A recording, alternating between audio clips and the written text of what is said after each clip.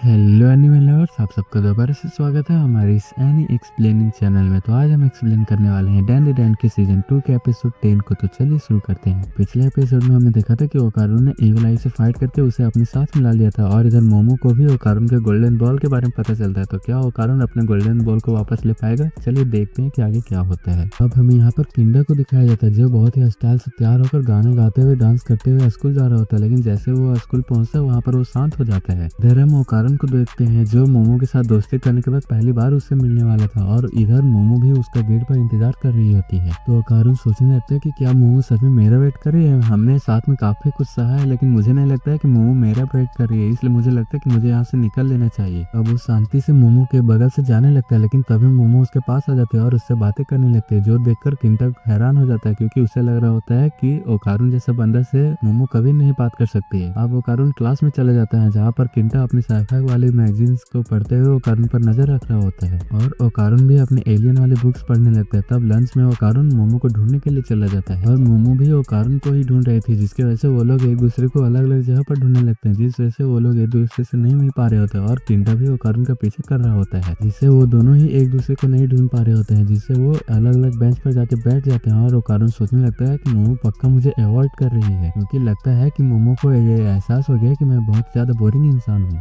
इधर मोमो सोच रही होती है कि आखिरकार ओकारू कहाँ गया है। लंच ब्रेक खत्म होने वाले लेकिन अभी वो मुझे नहीं मिला है, लगता है मैंने उसे दोस्ती करने के लिए ज्यादा फोर्स कर दिया है। इधर ओकारू सोच रहा होता है कि मोमो काफी पॉपुलर है, इसलिए मुझे लगता है कि मैं उसके लिए एक बैकअप फ्रेंड हूँ। और किंटा भी ओकारू के अपोजिट बेंच में बैठा होता है और उस पर नजर रख रहा होता है। तब वो लोग अपने क्लास में जाने लगते हैं, जिसकी वजह से गलती से ओकारू और मोमो एक दूसरे से टकरा जाते हैं, जिससे उन दोनों के बीच एक किस हो जाते हैं, जिसे देखकर किंटा, मिको और मोको हैरान हो जाते हैं। तो हमें प्रेजेंट का सीन दिखाया जाता है जहाँ पर किंटा ओकारू का ध्यान अपनी तरफ करने की कोशिश कर रहा होता है, लेकिन ओकारू को उसके इशारे समझ में ही नहीं आ रहे होते हैं, जिससे किंटा सोचने लगता है कि अब मुझे अपनी पावर और चालाकी का यूज करना होगा, क्योंकि यही एक तरीका है। तब वो ओकारू के पास जाकर उसे बोलता है कि मैंने तुम्हें ढूंढ लिया मेरे दुश्मन। जो सुनकर ओकारू बोलने लगता है कि क्या सच में तुम मुझसे बात कर रहे हो, क्योंकि अभी तक तो तुमने मुझे से कभी भी बात नहीं किया, तो अब क्यों कर रहे हो। किंटा बोलने लगता है कि मुझे लड़कों में इंटरेस्ट नहीं है, लेकिन तुम्हारी बात ही अलग है। मुझे ये जानना है कि तुम मोमो के साथ इतने घुल मिल कैसे गए हो। तुम बिल्कुल भी हैंडसम नहीं हो और तुम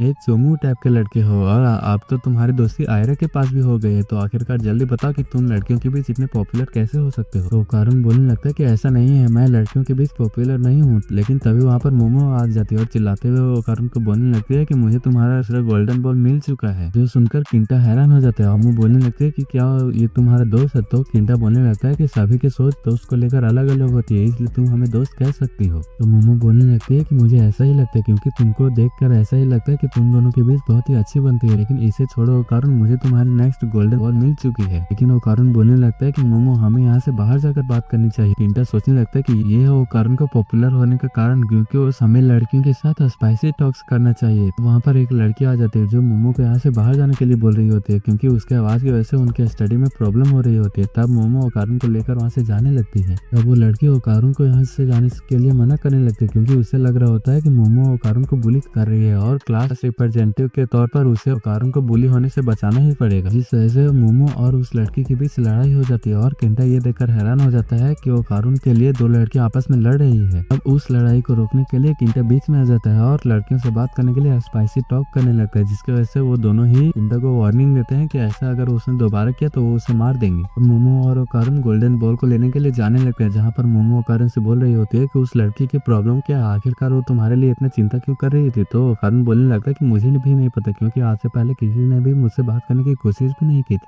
लेकिन ये सब देखकर मैं काफी खुश हूँ। जो सुनकर मोमो बोलने लगती है कि ऐसा इसलिए है कि तुम काफी कूल हो। जो सुनकर ओकारू बोलने लगता है कि क्या सच में मैं कूल हूँ, आखिरकार मैंने ये कह ही दिया। जो सुनकर मोमो हंसने लगती है। वो दोनों उस गोल्डन बॉल के बारे में बात करने लगते हैं, जहाँ पर ओकारू बोल रहा होता है कि जरूर वो गोल्डन बॉल किसी भूत के पास होगी, क्योंकि टर्बो ग्रैनी के अकॉर्डिंग भी वो बॉल भूत को अपनी तरफ अट्रैक्ट करता है। और यहाँ किंटा भी उनका पीछा कर रहा होता है और वो बोल रहा होता है कि ओकारू जरूर कोई स्पाइसी टॉक कर रहा है, लेकिन ऐसा क्यों कि जब मैं स्पाइसी टॉक करता हूँ तो मुझे मौत की धमकियां मिलने लगती है आखिरकार मुझे ये सीखना ही होगा कि लड़कियों से स्पाइसी टॉक कैसे बात करना पड़ता है ताकि मुझे भी मोमो जैसी लड़की से किस करने का मौका मिल जाए। तभी उससे एक बकेट टच हो जाती है जिससे मोमो और ओकारुन को पता चल जाता है कि वहाँ पर किंटा उनका पीछे कर रहा होता है। लेकिन तभी किंटा उनके सामने आ जाता है और अचानक से वो हवा में उड़ने लगता है और सीधा मोमो की तरफ बढ़ने लगता है जिससे उसे लगने लगता है कि आज हम मोमो को किस करके ही रहेगा। लेकिन तभी बीच में ओकारुन आ जाता है और ट्रांसफॉर्म होकर मोमो को बचा लेता है। मोमो बोलने लगती है कि ये तो वही तुम्हारे क्लास का थर्ड के इंसान है, लगता है कि तुम्हारा गोल्डन बॉल इसी के पास है। ओकारुन को वहाँ पर उसके गोल्डन बॉल उड़ते हुए दिखाई देने लगते हैं जिससे वो लोग उन्हें पकड़ने की कोशिश करने लगते हैं लेकिन वो पकड़ में नहीं आ रहे होते और जैसे वो ओकारुन उस बॉल को पकड़ने की कोशिश करता है वो गोल्डन बॉल ओकारुन पर अटैक करके उसे पीछे कर देता है। ओकारुन मोमो को बोलने लगता है कि ये कोई घोस्ट नहीं है क्योंकि वहाँ पर मुझे एक बॉडी फील हो रही है। तब वो गोल्डन बॉल वहाँ से जाने लगते है जिसकी वजह से ओकारुन मोमो को अपने पीठ पर बिठा लेता है और किंटा को ये बिल्कुल ही पसंद नहीं आ रहा होता है कि ओकारुन मोमो को पिगी राइड दे रहा है। तब मोमो किंटा को ओकारुन और मोमो का बैग संभालने के लिए बोलने लगती है और अगर उसने ऐसा नहीं किया तो वो पक्का उसे मार देगी। अब वो लोग उस गोल्डन बॉल का पीछे करते हुए अपार्टमेंट में चले जाते हैं लेकिन तभी वो गोल्डन बॉल कहीं पर खो जाती है जिसे वो लोग ढूंढने लगते हैं। वो बॉल आकर मोमो पर अटैक कर देती है जिससे मोमो दूर जाकर गिरती है और वो बॉल ओकारुन पर भी अटैक करने लगता है और उसे मारने लगता है। तब मोमो अपनी साइकिल पावर से उस बॉल को पकड़ने की कोशिश करने लगती है लेकिन वो बॉल टेरेस पर चढ़ जाता है। वो ओकारुन उस बॉल को एक किक मारता है और मोमो भी उस बॉल को एक पंच मारती है लेकिन तभी ओकारुन उस बॉल को दोबारा से एक किक मारने के लिए जाने ही लगता है लेकिन तभी वो बॉल ओकारुन को मारकर पीछे फेंक देता है। वो बॉल वहां से नीचे जाने लगती है लेकिन तभी वो मोमो ओकारुन को अपने पीठ पर बिठा लेती है और अपने साइकिल पावर से स्विंग करते हुए उसके नीचे जाने लगती है लेकिन तभी वो बॉल उन पर अटैक करके उन्हें नीचे फेंक देता है जिससे मोमो अपनी साइकिल पावर से ओकारुन और खुद को चोट लगने से बचा लेती है। लेकिन नीचे गिरने की वजह से उनकी थोड़ी हालत खराब हो चुकी होती है और मोमो बोल रही होती है कि आखिरकार हम ऐसी चीज को कैसे हराएंगे जिसे हम देख ही नहीं सकते हैं। अभी उन्हें किंटा के चिल्लाने की आवाज सुनाई देने लगती है जिसकी वजह से वो दोबारा से ऊपर चढ़ने लगते हैं और उन्हें किंटा नीचे गिरते हुए दिखाई देने लगते हैं जिसकी वजह से मोमो अपने पावर की मदद से किंटा को नीचे गिरने से बचा लेती है। मोमो किंटा को डांटने लगती है कि आखिरकार तुम यहाँ पर कर क्या रहे हो, मैंने तुम्हें अपना बैग संभालने के लिए बोला था ना। लेकिन तभी वहाँ पर वो बॉल भी आ जाती है। किंटा उन्हें बोलता है कि तुम मुझे बाद में बताना कि तुम लोग आखिर हो कौन और इस बॉल को अब मैं संभालूंगा। तब किंटा उस बॉल की तरफ बढ़ने लगता है। वो उस बॉल का कुछ नहीं बिगाड़ पाता और वो बोलने लगता है कि अब हम इसे तीन तरफ से देख सकते हैं क्योंकि मुझे लगता है कि रेक्टो रिफ्लेक्शन प्रोजेक्ट का यूज कर रहा है। ये सुनते ही वो बॉल वहाँ से भागने लगता है और अपार्टमेंट को तोड़ते हुए वहाँ से जाने लगता है और किंटा उसका पीछा करने लगता है। मोमो उस बॉल के डायरेक्शन को देखकर अपने पावर की मदद से स्विंग करते हुए उसके पास जाने लगती है। इधर ओकारुन एक बैल को बचाने में लगा हुआ था जिसकी वजह से वो तीनों ही अलग अलग डायरेक्शन से उस बॉल को देखने लगते हैं जिसकी वजह से मोमो को उस बॉल के अगल बगल एक छवि दिखाई देने लगती है जिसे वो अपनी पावर की मदद से पकड़ लेती है और ओकारुन को भी उस परछाई को दिखाई देने लगता है जिसकी वजह से वो फुल थ्रोटल का यूज करके उस बॉल को नीचे फेंक देता है। मोमो केंटा को बोलने लगते है कि तुम तो कमाल के हो ठरकी, आखिरकार तुम्हें इस चीज का पता कैसे चला। तो केंटा बोलने लगता है कि अगर कोई चीज गायब है तो वो पक्का ऑप्टिकल कैमोफ्लेज का यूज कर रहा है। हमें पता चलता है कि केंटा ने ये सभी बातें मैगजीन से पढ़ा होता है जिसके बारे में वो उन्हें एक्सप्लेन करने लगता है लेकिन मोमो और ओकारुन उसे इग्नोर करने लगते हैं और उस बॉल की तरफ बढ़ने लगते हैं। तो वो लोग उस चीज को देखने लगते हैं जो अब विजिबल हो चुका है और ओकारुन बोलने लगता है कि ये तो एक काइजू है। तभी वहाँ पर किंटा आकर बोलने लगता है कि आखिरकार तुम उस बॉल की बात कर रहे हो जिसे मैंने अभी हैंडल किया है। तो सुनकर मोमो गुस्सा हो जाते हैं और बोलने लगते हैं कि तुम्हारी प्रॉब्लम क्या है और वो किंटा को मारने लगते हैं लेकिन किंटा को तो इन सब चीजों में मजा आ रहा था। वो लोग इस चीज का पता लगाने के लिए नीचे जाने लगते हैं और हमें दिखाया जाता है कि अचानक से ही उस काइजू में चेंजेस आने लगते हैं और इधर किंटा ओकारुन को बोल रहा होता है कि मुझे बताओ कि लड़कियों से स्पाइसी टॉक्स पे कैसे बात कर सकते हैं। जो सुनकर मोमो गुस्सा हो जाते हैं और वो दोबारा से किंटा को मारने लगते हैं लेकिन किंटा को दोबारा से इनमें मजा आने लगता है। अभी ओकारुन देखता है कि वो चीज काफी बड़ी हो चुकी है और इस सब चीजों के बारे में वो दूसरों को भी बताता है और वो लोग देखते हैं कि वो काइजू ओकारुन के बॉल की मदद से काफी ज्यादा बड़ा हो चुका है। इसी के साथ हमारा ये एपिसोड यहीं पर खत्म होता है। अगर आपको ये वीडियो पसंद आया हो तो वीडियो को लाइक करना और चैनल को सब्सक्राइब